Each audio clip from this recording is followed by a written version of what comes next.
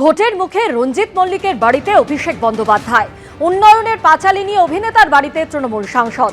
আমাদের প্রতিনিধি কৃষ্ণেন্দু অধিকারী আমাদের সঙ্গে রয়েছেন। কৃষ্ণেন্দু, রাজ্য সরকারের উন্নয়নের পাঁচালী নিয়ে আমরা দেখছি যে বিশিষ্ট মানুষদের বাড়ি যাচ্ছেন নেতা মন্ত্রীরা, আর অভিষেক বন্দ্যোপাধ্যায় তিনি রঞ্জিত মল্লিকের বাড়িতে গেলেন আজ। একদমই তাই। 4:27 নাগাদ অভিষেক বন্দ্যোপাধ্যায়, তৃণমূলের সর্বভারতীয় সাধারণ সম্পাদক, তিনি গল্ফ ক্লাব রোডের রঞ্জিত মল্লিক, বিশিষ্ট অভিনেতা, তার বাড়িতে এসছেন এবং আমরা দেখলাম যে ঢোকার মুখে রঞ্জিত মল্লিক তাকে জড়িয়ে ধরেন। রঞ্জিত মল্লিকের স্ত্রী দীপা মল্লিক তাকে প্রণাম করেন অভিষেক বন্দ্যোপাধ্যায়। তারপর ভেতরে যান এবং যেটা তৃণমূল সূত্রে জানা যাচ্ছে যে রাজ্য সরকার যে কর্মসূচি নিয়েছে বা তৃণমূলের তরফ থেকে যে কর্মসূচি নেওয়া হয়েছে উন্নয়নের পাঁচালী, অর্থাৎ বিগত 15 বছরে রাজ্য সরকার কি কি উন্নয়ন করেছে তার একটা পাঁচালীর ঢঙে প্রচার করার যে কর্মসূচি নিয়েছে তৃণমূল কংগ্রেস, সেটা বিশিষ্ট মানুষদের কাছে পৌঁছে দেওয়ার দলের তরফ থেকে নির্দেশ দেওয়া হয়েছে।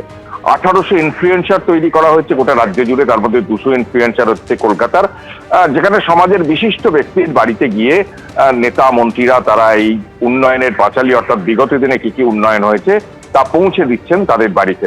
সেই সূত্রেই আজকে অভিষেক বন্দ্যোপাধ্যায় রঞ্জিত মল্লিকের বাড়িতে আসছেন। যদিও আমরা কোয়েল মল্লিককে দেখতে পাচ্ছি না, কিন্তু রঞ্জিত মল্লিক এবং রঞ্জিত মল্লিকের স্ত্রী তার সঙ্গেই এখনো আছেন, তারা আলাপচারিতা করছেন। এখনো পর্যন্ত অভিষেক বন্দ্যোপাধ্যায় তাদের বাড়িতে রয়েছেন। ধন্যবাদ কৃষ্ণ। ধোপে চিকল না তৃণমূলের যুক্তি, ইডির দাবিতেই মান্যতা। আইপ্যাক মামলায় নথি সংরক্ষণের দাবিতে তৃণমূলের ধাক্কা।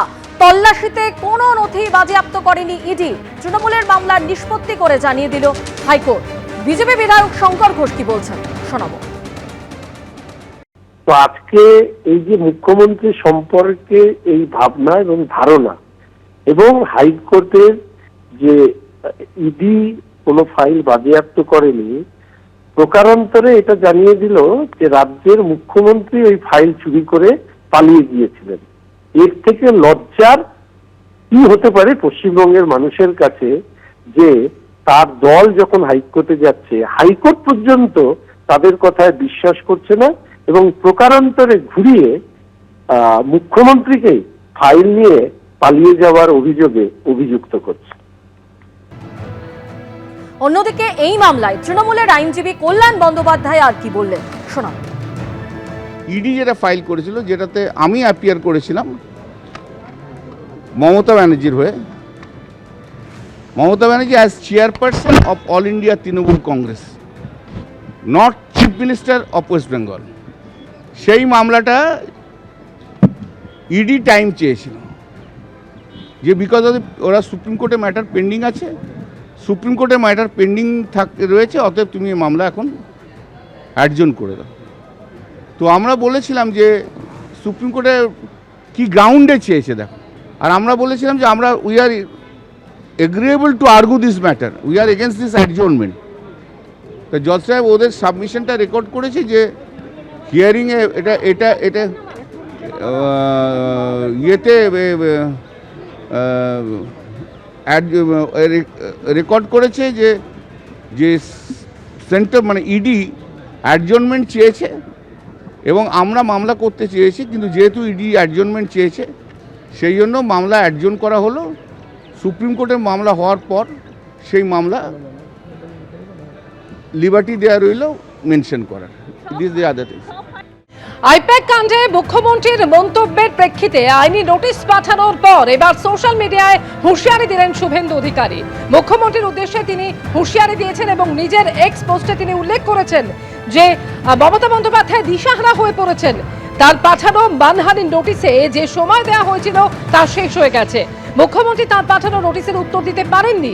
কয়লা কেলেঙ্কারিতে জড়িত থাকা নিয়ে যে অভিযোগ করেছিলেন তা কাল্পনিক বুঝিয়ে দিয়েছেন মুখ্যমন্ত্রী।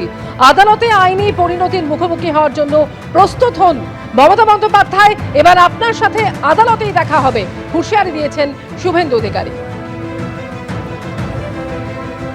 অমিত শাহজি, রাজনাথ সিংজিরা তারাও ভাগ নেয়। আমি ডিফেমেশন করেছি, মুখ্যমন্ত্রী বলেছিলেন পেন ড্রাইভ আছে, আমি বলেছিলাম 3 দিনের মধ্যে প্রমাণ দিন, নইলে ক্ষমা চান। প্রমাণও দেননি, ক্ষমাও চাননি। আমি শুক্রবার দিন 16 তারিখে আমি মামলা, ডিফেমেশন মামলা ফাইল করছি, আমি কলকাতা করি। উনি অনেক কিছু করবেন, দেখা যাক কি করেন।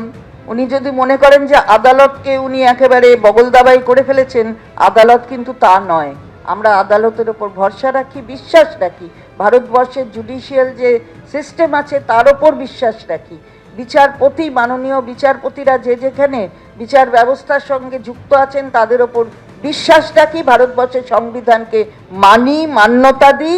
এটাই দেখিয়ে দেয় যে বাংলা কিভাবে, বাংলার সরকার এবং বাংলার মানুষ কিভাবে আলাদা। এবিপি আনন্দ, এগিয়ে থাকে, এগিয়ে রাখে।